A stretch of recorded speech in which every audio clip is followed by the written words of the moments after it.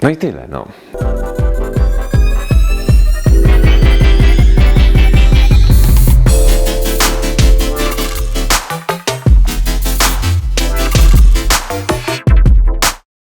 Cześć, tu Miłosz z kanału Neon Bros.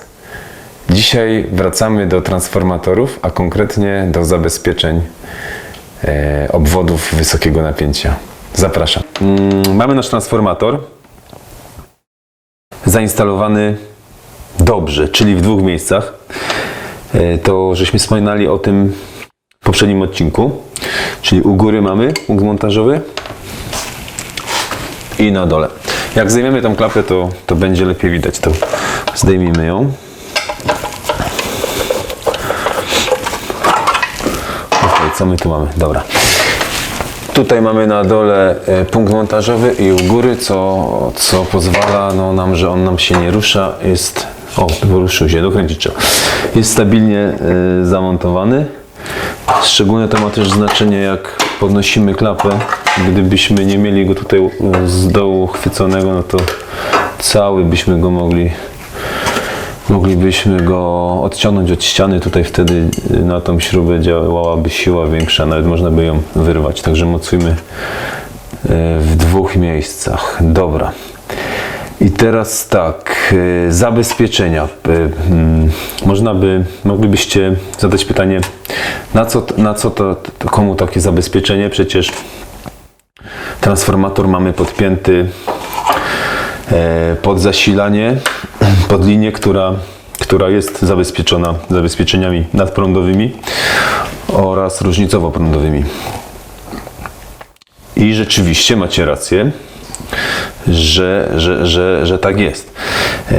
Jeżeli coś nam się stanie tutaj na zasilaniu, jakieś zwarcie transformatora w 230 zasilaniu, to rzeczywiście to zabezpieczenie, które mamy zabezpieczoną linię, do którego podpinamy, zadziała.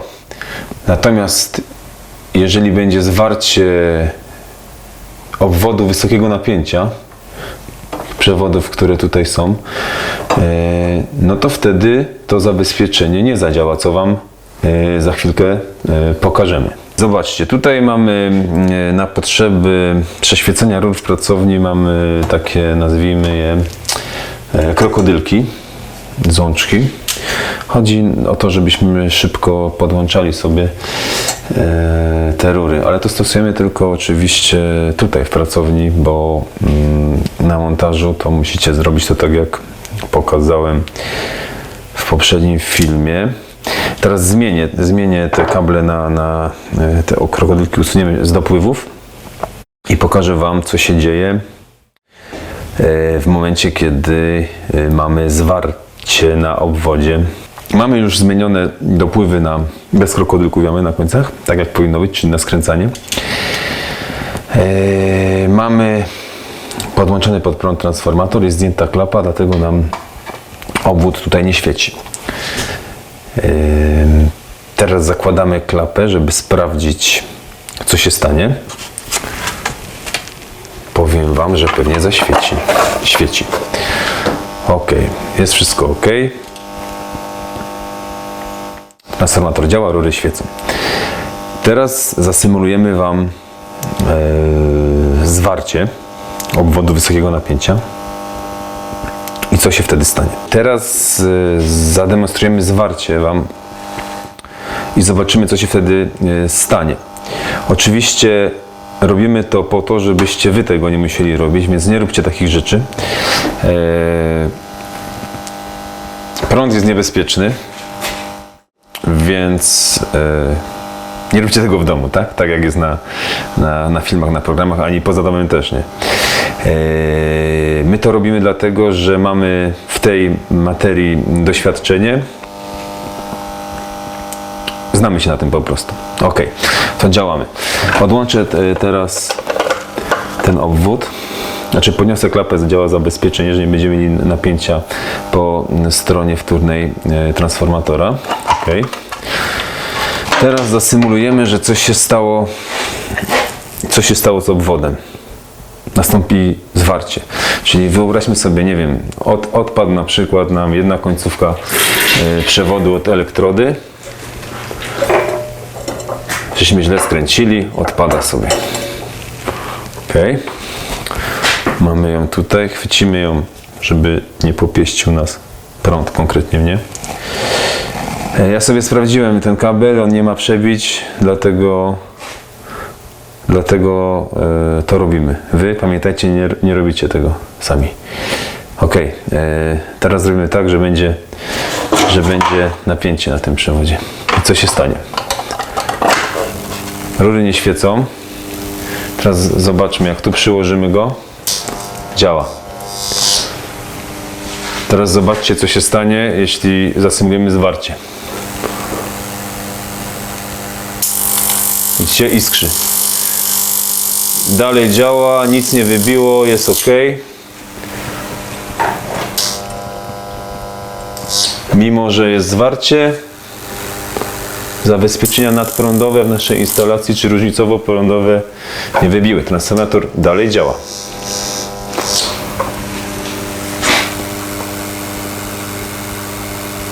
Odłączamy.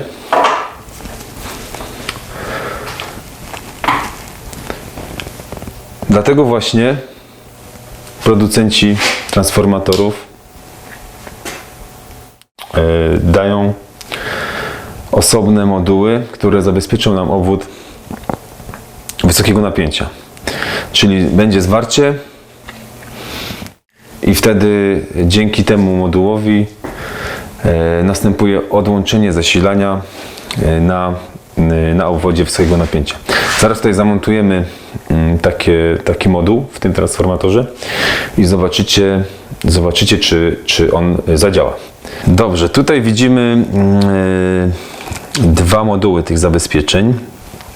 Widać tutaj gołym okiem, że czymś się różnią, tak? To ma jedną funkcję, czyli ochroni nas wtedy, gdy jest zwarcie do ziemi. Czyli tak jak pokazywałem przed chwilą, zobaczycie to jeszcze raz podczas gdy zainstalujemy to zabezpieczenie, że powinien nam je odłączyć. To drugie ma dwie funkcje. Czyli zwarcie do ziemi oraz monitoruje nam, czy obwód nie jest rozłączony. Czyli w momencie, jakby coś się stało z rurą neonową, na przykład ktoś by ją stłukł, a nie ma zwarcia, bo kable są podpięte do elektrod, są zabezpieczone nasadkami, a jest na przykład stłuczenie tutaj poza kablem w tym miejscu. Więc nie ma zwarcia, transformator dalej pracuje, ale obwód jest przerwany. I to zabezpieczenie ma również drugą funkcję, czyli jeżeli zostanie przerwany obwód, również wyłącza nam transformator. Pokażemy Wam, jak działa to zabezpieczenie, gdyż tutaj sprawa jest taka, że po zainstalowaniu go w transformatorze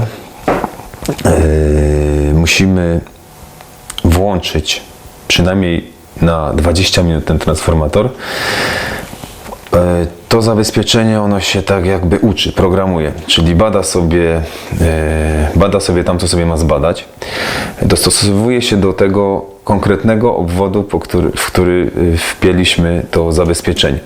Czyli jeżeli wyjmiemy je po 20 minutach z tego transformatora i zainstalujemy do innego, to nie będzie z tym innym transformatorem, z innym obwodem działać. Zaprogramuje się konkretnie do tego obwodu, do którego żeśmy go wpięli. Czyli jak mamy napis, strzelam, KFE, składający się z KAFE, z 4 rur, włożymy to zabezpieczenie, ono nam się zaprogramuje konkretnie do tego obwodu. Jeżeli wyjmiemy z tego transformatora i będziemy starać się przełożyć to zabezpieczenie do innego obwodu, nawet jeżeli transformator będzie taki sam nominał, ale będzie w innym obwodzie zainstalowany, nie w tym naszym KAFE, tylko nie wiem, niech to będzie lody, to nie będzie działać. To pierwsze zabezpieczenie nie ma znaczenia. Ono będzie działać w każdym obwodzie, gdyż ono sobie nie bada tych rur, ilości rur, tylko monitoruje nam, czy nastąpiło zwarcie, czy nie nastąpiło. Mamy nasz transformator, teraz będziemy instalować do niego zabezpieczenie. Na potrzeby tutaj naszego nagrania usuniemy tą płytkę, żebyśmy widzieli lepiej, co tutaj się wydarzy. Proszę bardzo. OK. Ostatnio wspominaliśmy o podłączaniu zasilania 230 oraz podłączaniu obwodów wysokiego napięcia i zauważyliśmy, że w transformatorze są jeszcze tutaj miejsca i zastanawialiśmy się, po co one są. One są właśnie po to, żeby podpiąć pod transformator te zabezpieczenia. Pierwsze, co musimy zrobić, to tu jest taka blaszka z wora. Usuwamy ją. Tylko jak ją usuniemy, to nie wyrzucamy jej, zachowajmy sobie ją, gdyby coś się stało z tym zabezpieczeniem, a my chcielibyśmy, żeby obwód świecił, to wtedy wyjmujemy zabezpieczenie, instalujemy blaszkę i transformator będzie działał, obwód będzie działał, z tym, że nie będzie miał tego zabezpieczenia. Dobra, tutaj poluzowałem. Pod te śruby będą wchodzić nam tutaj te styki. W drugim też luzujemy. Nic trudnego. Te śrubki tutaj 3 odpowiadają nam tutaj temu układowi w te gniazda. Czyli wkładamy tutaj w te poluzowane miejsca pod blaszki te zwory. Siedzi ładnie. Tutaj musimy złapać. O, pasuje super. Tak, przykręcamy.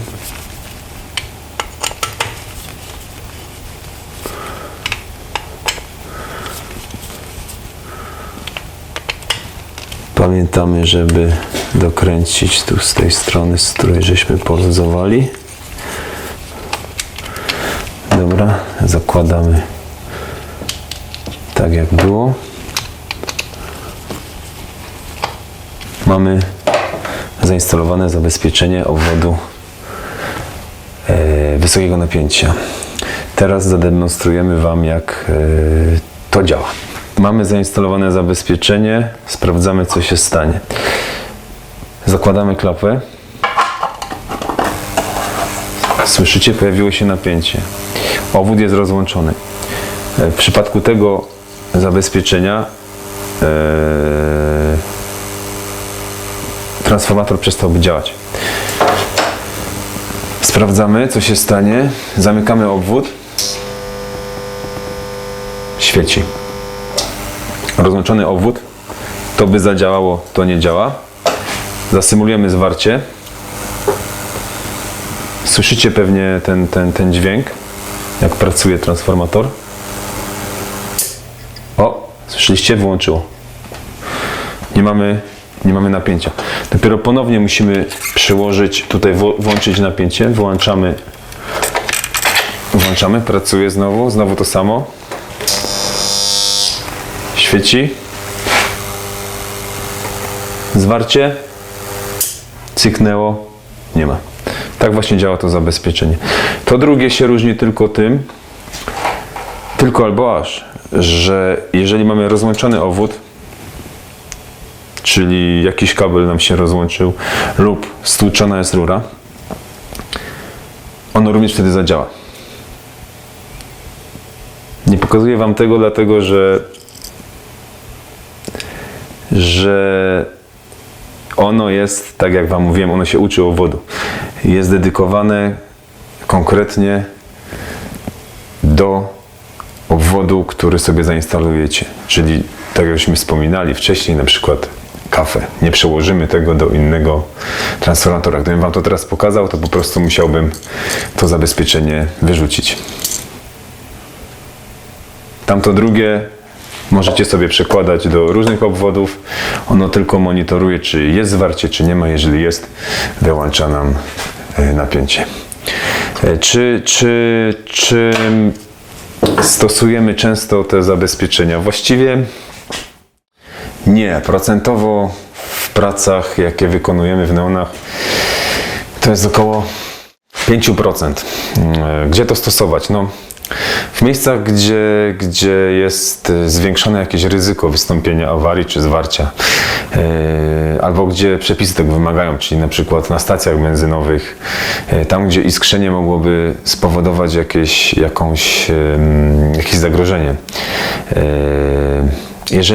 Jeżeli zainstalujemy dobrze neon, czyli według wytycznych, zabezpieczymy nasadkami elektrody, użyjemy dobrych przewodów, dobrze je połączymy, zabezpieczymy przejścia przez blachę, iskrzenia i jakieś awarie inne z tym związane, no nie będą występować. Dlatego tak jak mówiłem, te zabezpieczenia stosujemy w miejscach, gdzie jakieś mamy ryzyko, tak? Na przykład, jeżeli też możemy je stosować, czy wypadałoby to robić w miejscach, gdzie może ulec nasze rury neonowe stłuczeniu, czyli gdzieś coś jest na wysokości dłoni, rąk. Dobrze jest wtedy takie zabezpieczenie, jeżeli używamy transformatorów do zasilania neonów, zastosować. Jest jeszcze inna forma zasilania neonów, oprócz transformatorów. Są to zasilacze, ale o tym rozwiązaniu nakręcimy Wam następny odcinek. Także mam nadzieję, że wyjaśniliśmy kwestię zabezpieczeń, że złapaliście trochę wiedzy na ten temat. No i tyle. Tyle w tym odcinku. Zapraszamy Was do oglądania naszego kanału, do subskrybowania, polubienia, dzwoneczki. Aha, poczekajcie, jeszcze jedno. Oczywiście zabezpieczenia do transformatorów również możecie nabyć w naszym sklepie internetowym i link będzie podany pod tym nagraniem. Trzymajcie się, cześć!